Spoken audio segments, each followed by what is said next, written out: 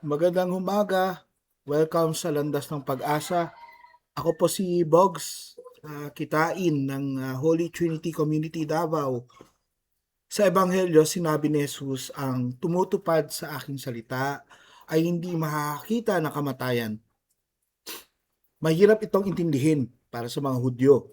Kaya nagduda sila, pero ang tinutukoy ni Jesus ay hindi ang pisikal na kamatayan, kundi ang buhay na malayo sa Diyos. Ipinapaalala niya na ang tunay na buhay ay nagmumula sa pakikinig at pagsunod sa kanyang salita.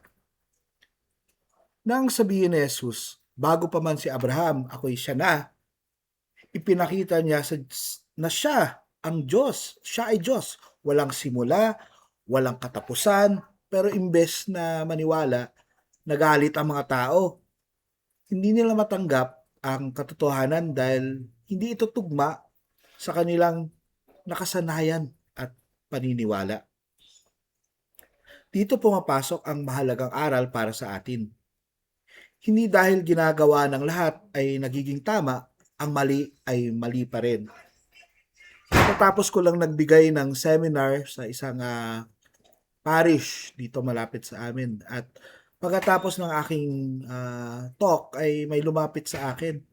Taga-gobyerno, sabi niya, alam mo attorney, nung sinabi mo kanina na mahirap talagang gawin yung kung lahat ginagawa ng nakapalibot sa akin ay nagiging normal na lang ang mali, ang hirap magpakabait. Yun naman, ito yung punto dito eh. Kailangan, hindi dahil ginagawa ng lahat ay nagiging tama.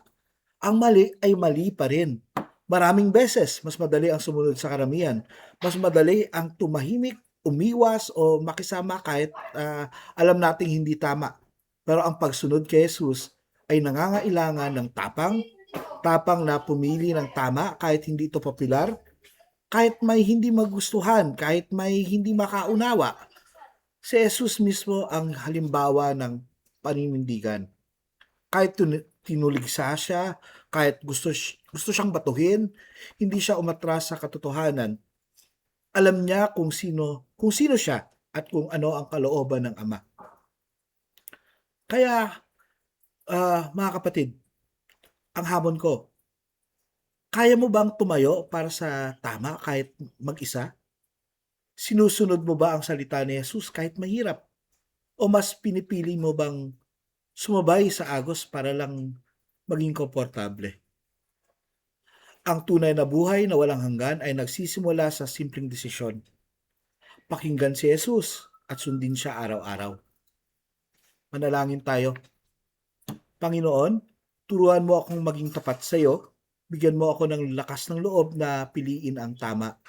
Kahit hindi ito ginagawa ng karamihan, naway manatili ako sa iyong salita upang maranasan ko ang buhay na walang hanggan na iyong pinangako. Amen. Naway na bless kayo at maaari din ninyong i-like and share ang aming page Pathways of Hope. Salamat at magandang araw sa inyo.